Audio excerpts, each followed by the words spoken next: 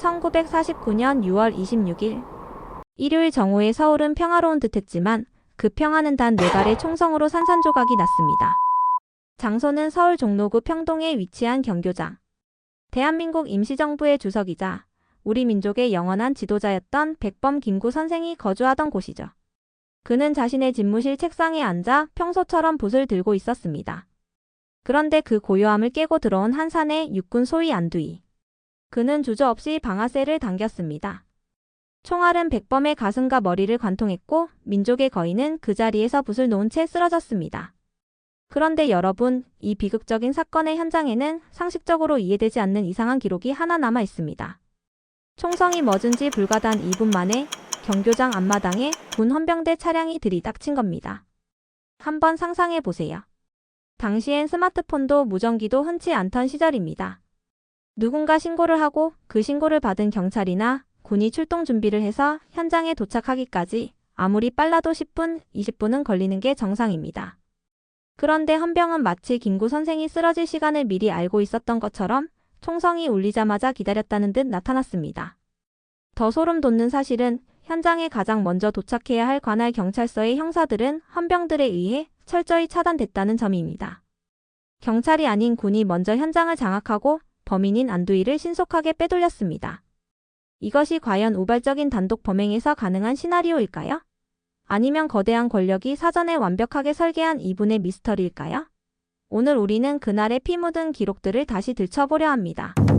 그들이 그토록 숨기고 싶어 했던, 하지만 역사에 새겨진 그 잔인한 진실의 시작입니다. 1949년 6월 26일 그날 오후 경교장의 공기는 이상하리만큼 느슨했습니다. 평소라면 철저했을 검문과 제지는 없었습니다. 육군 소위 안두희는 마치 제 집을 드나들듯 너무나 자연스럽게 백범의 집무실로 향했죠. 그리고 잠시 후 정적을 깨는 권총 소리. 민족의 거인이 쓰러진 그 순간 범인 안두희의 행동은 우리가 아는 일반적인 살인범의 모습과는 전혀 달랐습니다. 그는 도망치려 하지 않았습니다. 창문을 뛰어넘거나 비명을 지르며 당황하지도 않았죠.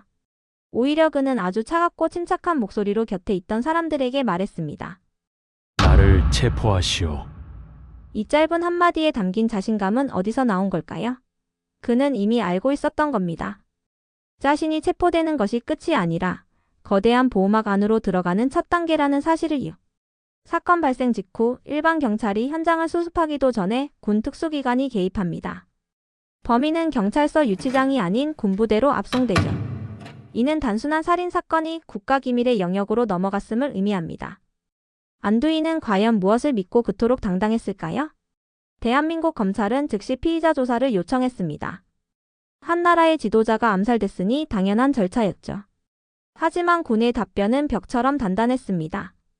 군 특수기관에서 전담조사 중이니 검찰은 접근하지 마라. 대한민국 검사가 살인범의 얼굴조차 보지 못하는 기막힌 상황이 벌어진 겁니다. 훗날 공개된 기록에 따르면 안두희의 감옥 생활은 일반인은 상상도 못할 황제 수감이었습니다. 살인범에게 고급 담배가 상자째 지급되고 끼니마다 기름진 식사가 제공되었습니다. 심지어 바깥 세상 소식을 전해 듣는 신문까지 매일 배달되었죠.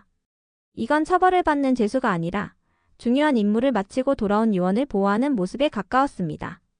사람들은 수군대기 시작했습니다. 안두희의 뒤에는 도대체 누가 있는 것인가? 재판장에 나타난 안두희는 다시 한번 국민들을 경악하게 했습니다. 죄수라면 당연히 차야 할 포승줄도 수의도 없었습니다.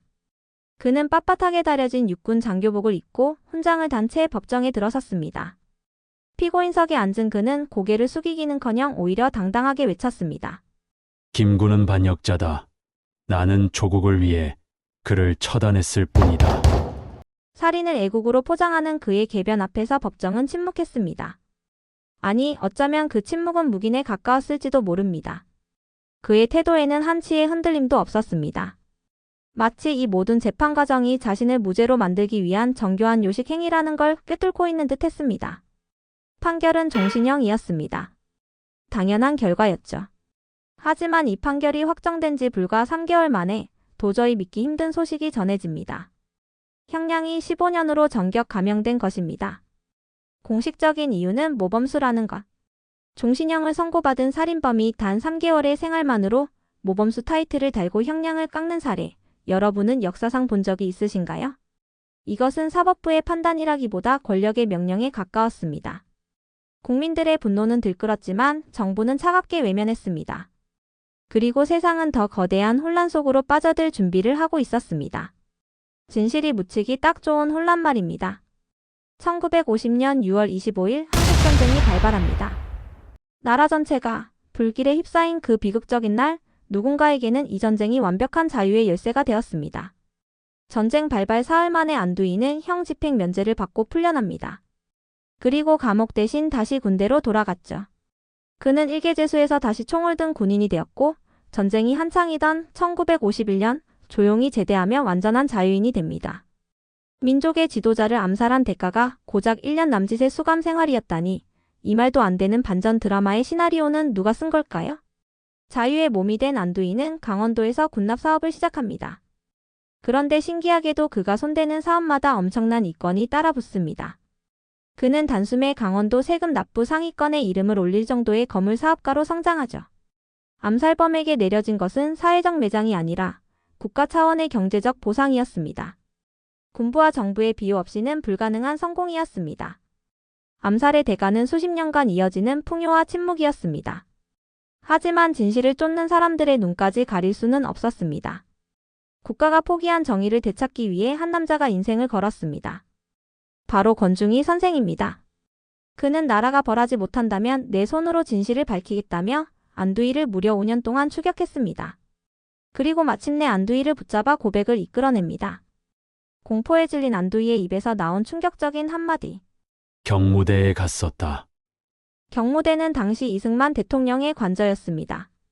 암살범이 암살 전후로 권력의 심장부를 드나들었다는 이 자백은 사건의 배후가 어디를 향하고 있는지 명확하게 가리키고 있었습니다. 세상이 뒤집혔습니다. 암살 배후가 마침내 드러나는 듯 했습니다. 하지만 하루 만에 상황은 180도 바뀝니다. 안두이는 신문기사 등을 통해 자신의 자백을 전면 부인했습니다. 고문에 의한 허위 진술이었다. 나는 단독 범행을 했다며 다시 입을 닫아버린 겁니다. 다시 한번 진실의 문이 닫혔습니다. 증거는 인멸되었고 자백을 받아냈던 결정적 순간들은 물거품이 되었습니다. 안두이는 그렇게 죽을 때까지 진실을 인질로 삼아 비겁한 생명을 이어갔습니다. 1996년 안두이는 분노한 한 시민의 몽둥이에 맞아 비참한 최후를 맞이했습니다. 하지만 그의 죽음이 진실의 승리를 의미하는 것은 아닙니다. 암살자는 사라졌지만 그를 움직였던 거대한 그림자는 여전히 역사 속에 숨어있기 때문입니다. 우리가 아픈 기록을 파헤친 이유는 단 하나입니다. 기억되지 않는 진실은 반드시 반복되기 때문입니다. 백범 김구의 죽음은 과거의 비극이 아니라 오늘날 우리가 지켜야 할 정의가 무엇인지 묻는 현재 진행형 사건입니다. 기록되지 않은 진실, 여러분은 이제 어떤 대답을 하시겠습니까?